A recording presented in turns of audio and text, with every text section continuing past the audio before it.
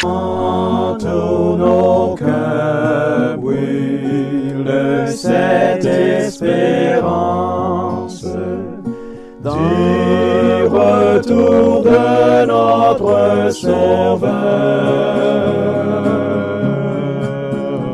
Différents faits divers nous interpellent et nous incitent à la réflexion. Ils annoncent un événement imminent et d'une grande importance. Mais comment l'analyser? En écoutant Jean-Claude qui, à la lumière de la Bible, t'accompagnera et te permettra d'être prête, d'être prêt pour le retour de Jésus. Note que les éditions spéciales sont disponibles sur YouTube. Quelle est la réponse 2? Le 2, c'est le chiffre. Je te salue fraternellement en Jésus-Christ, le Sauveur du monde. C'est Jean-Claude qui partage avec toi cette nouvelle série qui s'intitule « Découvrir la vérité ».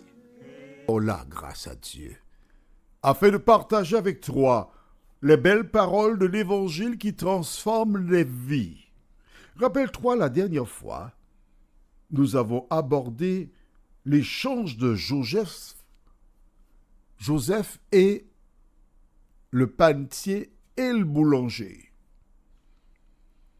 Et quand il a donné l'explication du songe au panetier, celui-ci était triste. Tandis que les chansons étaient heureux parce que dans 3 jours, je sortirai de prison. Alors, chaque jour, probablement, il devait compter, il me reste 2 jours. Et la veille, la joie dans le cœur, il attendait impatiemment. Tandis que le panetier, lui, triste, il attendait parce qu'il savait que la mort le guettait. Ces 2 hommes représentent les 2 catégories de personnes qui seront vivantes au retour de Jésus. Plusieurs se lèveront pour dire « c'est mon sauveur, c'est lui qui me sauve », tandis que d'autres iront vers les montagnes, les rochers, les cavernes, elles iront chercher un refuge. Pourquoi? Parce qu'elles ont négligé la parole. Aujourd'hui, nous voyons ne pensa plus. Juste avant, prions. Éternel, merci pour la parole. Merci pour Jésus.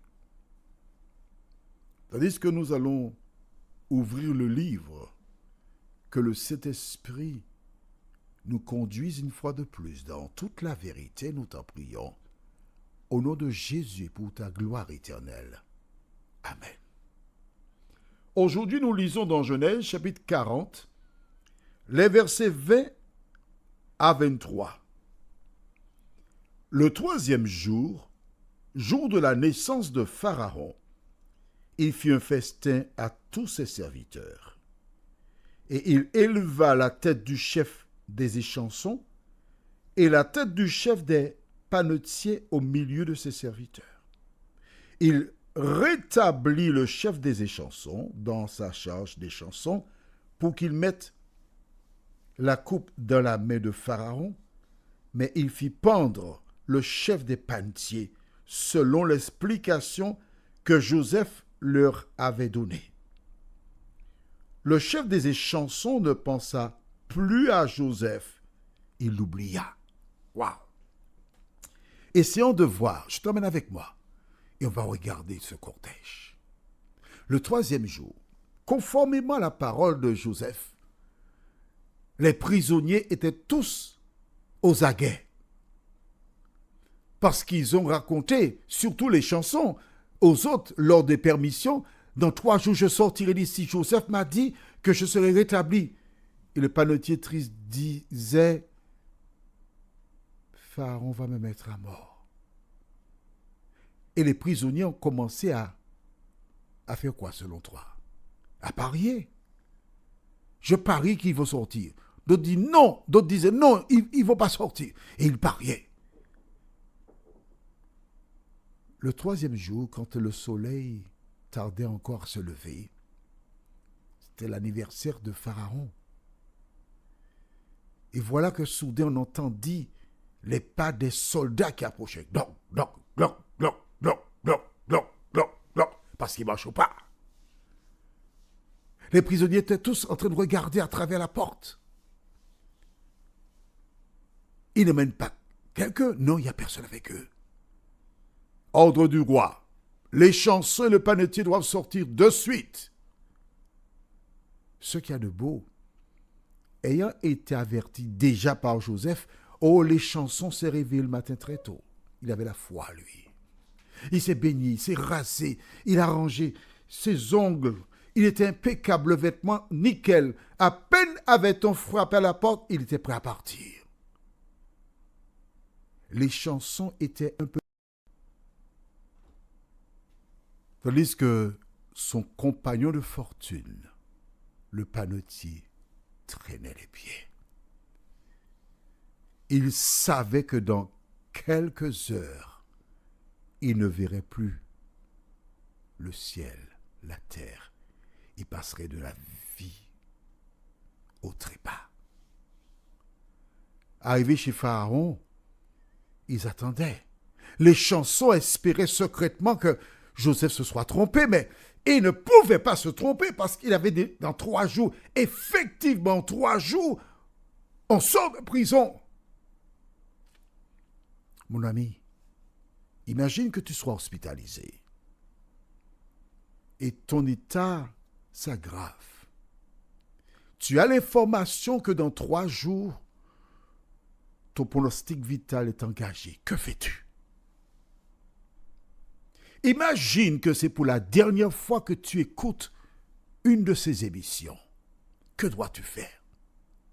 Alors que certaines personnes pourraient être tentées de pleurer, d'être dépressives, lorsque tu es malade, lorsque tu as un problème quelconque, quand ton pronostic vital est engagé, la seule chose que tu dois faire, c'est de faire la paix avec Dieu.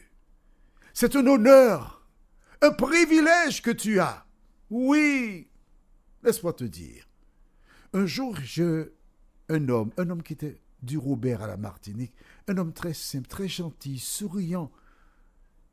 On dit aux Antilles, un homme bon. Cet homme emmène sa fille à Fort-de-France à l'examen et il donne les consignes à cette dernière. Arrivé sur le lieu en question, il dépose sa fille, il l'embrasse, elle l'embrasse. Au revoir papa, ce soir si Dieu veut. Oui ma chérie, je prie pour toi. Elle va à l'examen. Et l'homme avait une petite camionnette. Il retourne donc vers son domicile. Et sur un viaduc, un camion qui allait en sens inverse, on ne sait comment, a perdu le contrôle et est venu s'écraser sur la camionnette de cet homme qui est mort sur le coup.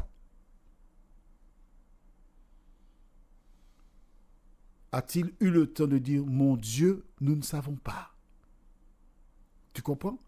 Donc, si tu es malade, alité, tu vois que ta santé se dégrade, ne perds pas ton temps pour pleurer.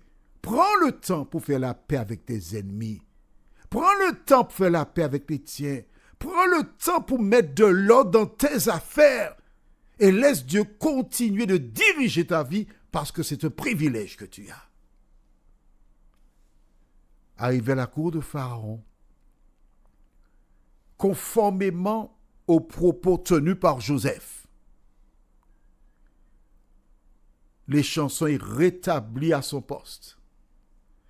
Et les autres personnes qu'il connaissait à l'intérieur sont contents. On lui donne la main, on se sait, on fait des accolades. Ah, mon cher, oh, l'homme est content. Enfin, je ne dors pas en prison ce soir. Et lorsqu'on s'occupe de la boisson du roi, forcément, quand on passe en cuisine, oh, le mets est bon, il y a du caviar, il y a du saumon, il y a oh là là, des friandises qu'il n'y a pas en prison. Ah, il commence à se réjouir, il est content. Mais que dit la Bible? Le dernier verset, verset 23. Le chef des échansons ne pensa plus à Joseph. Il l'oublia. Il oublia Joseph. C'est ce que dit la Bible. Mais moi, j'ai une autre compréhension et interprétation de ce verset-là. Joseph avait placé son espérance sur cet homme. Il a donné des éléments qui étaient probants, irréfutables, parce que le roi ne connaît pas Joseph. Il ne pouvait pas mettre en prison un homme qu'il ne connaissait pas. À partir de ces arguments-là, n'importe quel avocat plaiderait la cause et il sortirait de prison. Mais vois-tu, celui qui tient le monde dans sa main, il connaît aussi le projet pour toi. Il sait à quel moment ta situation doit changer. L'homme est mortel. Et j'ai lu quelque part une phrase qui m'a beaucoup aidé dans ma vie. Elle dit, « Ne t'appuie pas sur un mur parce qu'il s'écroulera. Ne t'appuie pas sur un arbre parce qu'il peut être déraciné. Ne t'appuie pas sur un homme car il est mortel. Mais appuie-toi sur Jésus, le rocher des siècles. » Tu as vu? Joseph a donné de bonnes nouvelles à l'échanson. Il lui a prédit, entre guillemets, je dis bien entre guillemets, l'avenir. Il lui a dit qu'il sortirait de prison dans 3 jours. Effectivement, il est sorti de prison le 3e jour. Il lui a dit qu'il serait rétabli. Effectivement, il a été rétabli. Mais Dieu a mis un voile sur sa mémoire pour qu'il ne parle pas de Joseph. En même temps, Dieu disait à Joseph, « Je suis avec toi. J'étais avec toi dès le départ. Je suis encore avec toi et c'est moi qui dirige la manœuvre. Alors assieds-toi et laisse-moi faire. » Oh, j'aime cette parole de la Bible où Dieu invite celles et ceux qui passent par des moments difficiles. Il dit, « Assieds-toi à ma droite jusqu'à ce que je fasse de tes ennemis ton marchepied. Fais-moi confiance. Laisse-moi m'occuper de l'affaire. Ne t'emporte pas. Ne cherche pas à faire comme les autres. Parce que tu n'es pas comme les autres, tu es spécial. Tu es mon enfant, celui que j'ai créé, celui pour lequel Jésus est venu mourir sur la croix afin de lui donner la vie éternelle. Tu n'es pas n'importe qui. Tu es l'enfant du roi des rois, racheté par le sang de Jésus. Que penses-tu? Connais-tu ton identité? Sais-tu qui tu es? C'est seulement lorsque tu sais qui tu es que tu te comportes en conséquence. Alors j'imagine Joseph, la fin de la journée, il n'a vu personne. On viendra me chercher demain. Personne. 2 jours, 3 jours, 4 jours, 5 jours, il réalise que les chansons l'ont oublié. Mais toi qui m'écoutes aujourd'hui, je voudrais que tu saches que ton nom est inscrit sur les paumes des mains de Jésus de Nazareth. Prions. Notre Seigneur, notre Dieu, il nous arrive trop souvent de murmurer. Il nous arrive trop souvent de nous comparer aux autres. Il nous arrive d'oublier que c'est toi seul qui délivres. Seigneur, merci de nous pardonner nos erreurs. Et aide-nous jour après jour à nous tenir à l'ombre de tes ailes, nous t'en prions. Au nom de Jésus et pour ta gloire éternelle. Amen. Que l'Éternel continue de te bénir.